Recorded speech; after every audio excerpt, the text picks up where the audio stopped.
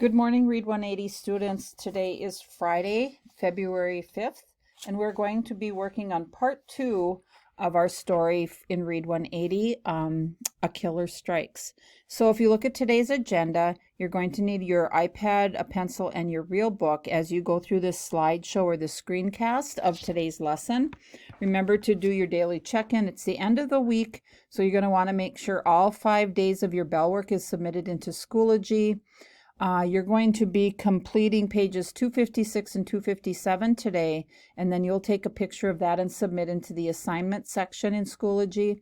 And then once you're done with the lesson, you'll complete your 20 minutes of software. Since we've had a full week, I will be going in and checking participation on software for your minutes. You should have 100 minutes at least logged for the week. And then you're going to complete your independent reading, and then your reading log is also due at the end of the day. All right, so we'll go ahead and get started with Workshop 5, Lesson 5.9, pages 256 and 257. Our learning target is that we will use text evidence to explain how two or more individuals, events, ideas, or concepts interact in a text. We will identify important events in a text and cite evidence. Now, yesterday we read a story, the first part of it, about Dr. Dowell, who has gone to Thailand to investigate what was happening, why a mother and a daughter had died from flu symptoms. So, again, remember, we are going to analyze people, events, and ideas as we continue to read this story. And we're going to see if they can figure out how the girl contracted the bird flu and passed it on to her mother. So as we continue reading A Killer Strikes, let's look for that text evidence that helps us understand how humans were somehow able to catch that deadly bird flu. But before we start our story, let's go ahead and look at our two academic vocabulary words. The two words are confirm and determine. So the first definition, if you look at confirm, I can use it in a sentence. It would be something like, I can check my phone to confirm today's date. So if you look at the definition of confirm, it means to provide proof that something is true. So you can see that I have a picture of like a calendar on my phone, so I can confirm when I might have a meeting or an appointment I have to go to. You might use your iPad Google Calendar to record when you have deadlines for assignments or tests coming up. So the example in the book says, what kind of information do you confirm with your teacher? So I want you to think about what kind of information that you confirm with your teacher and then complete that sentence in your book. Now I put just a picture of, you might want to confirm which group you are in. So if the teacher does divide you into different groups, how do you know which group you have to participate in? Maybe we look at confirming grades in Student View. You are probably really good about checking Student View every day, or at least every other day, to make sure you have your work completed and turned in. Our next word is determine, and I can use a dictionary to determine the pronunciation of a word I don't know. And so the definition of determine is to figure out the facts or truth about something. So I found a picture of a thesaurus and a dictionary because I can confirm the meaning of words by looking those up, whether it be in a book or online. Remember, a dictionary can help you with the definitions, the pronunciations, the part of speech. A thesaurus will also give you words like synonyms that are meaning the same, so you don't have to use the same word over and over. That can confirm, does this word work in place of another word? Now, the example you're going to finish in your book is, how do you determine which way home is the quickest? So I use, like, what would you use to determine the quickest way home? So you can see I put a picture of like an actual map of Minnesota that some people still use paper maps they keep in their car. Many of us use GPS on our phone, or we have a GPS device in our car, so you can determine what's the quickest way home. if you need to refer to that. All right, so now we are going to go ahead and do a little background, and we're going to read part 2 of our story. So remember, Dr. Dowell is in a tiny village in Thailand. He is trying to figure out if a village girl had bird flu and if the girl gave the flu to her mother. Dowell knows that if the bird flu mutated or changed, humans could pass it to other humans, which could result in a worldwide health disaster. We're going to keep reading to see if Dr. Dowell finds the answers he needs. And again, remember, we're going to be looking at the key idea question before we start reading so we can be prepared to answer the question when we get done. So the key idea question says, what is a discovery that Dr. Dowell makes about the virus?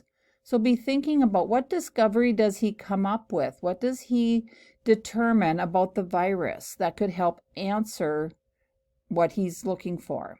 Okay, so we are going to read starting on page 256. And this section is called Hot Zone. Dr. Dowell wanted to test the girl's body for bird flu, but her body had already been cremated. However, the mother's body was still available. A test confirmed that Dr. Dowell had feared. The mother had died from deadly bird flu strain called H5N1. The next step for Dr. Dowell was to determine how mother and daughter had caught the flu and if they'd passed it on to others. He and his colleagues retraced the victim's last few hours step by step. And remember, to retrace, it means you're kind of following someone else's journey to kind of see where they've been. Dr. Dowell learned that the girl became sick after helping her uncle bury some dead chickens. Her mother worked nearly 4 hours away in Bangkok, Thailand's capital. She hurried back to Sisramboom to look after her sick daughter. She kissed and held her daughter through the night at the hospital. The next morning, the young girl died. The mother soon became sick and died too. While at the hospital, the mother never left her daughter's room. She was never around any chickens. That meant the mother was most likely caught bird flu from her infected daughter. Dr. Dowell knew this was big trouble. It was the first time a person had caught bird flu from another person. The virus must have mutated, and again, that means changed. Now, other people would be at risk of getting sick. Dr. Dowell hurried to see if anyone else from the village had been infected. An aunt and a cousin were also sick. Dr. Dowell began treating them with an antiviral medicine. He separated them from healthy people until they were well. Luckily, the virus didn't spread through the rest of the village or beyond. We dodged a bullet, Dr. Dowell says. But he and the rest of the world had a new worry. What happens if H5N1 mutates again? This time we stopped it, Dr. Dowell says. Next time we might not be as lucky. Okay, so what I'd like you to do now is, before we go on to our second read, I want you to go ahead and fill in the key idea and answer that question. What is a discovery that Dr. Dowell makes about the virus? And I just put a little reminder here that I read that Dr. Dowell determined that bird flu had spread from one human to another. I think that's a really important discovery. Why do you think so? Okay, once you're done with that, now we're going to do our second read, and we're going to reread paragraphs 16 through 19. So if you find those paragraphs on page 256, we're going to reread that.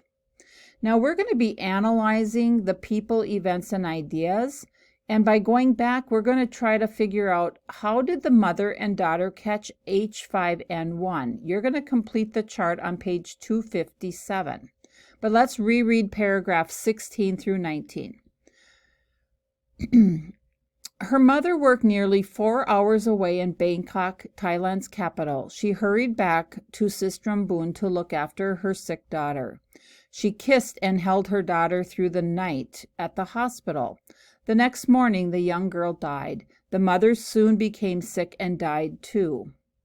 While at the hospital, the mother never left her daughter's room. She never was around any chickens. That meant the mother most likely caught the bird flu from her infected daughter. Dr. Dowell knew this was big trouble. It was the first time a person had caught the bird flu from another person. The virus must have mutated. Now other people would be at risk of getting sick. Now, so when we read this article, based on what the text tells me, we know the young girl got H5N1 from dead chickens. Remember, she's helping her uncle bury those chickens. And then in paragraph 18, the text says that the mother never was around any chickens. So how did she get sick?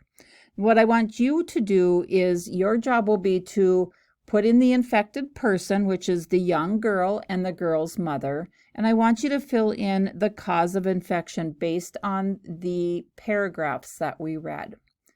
Now, the last thing you're going to do is the stretch. We're going to reread paragraphs 20 to 24, and then you're going to answer this question.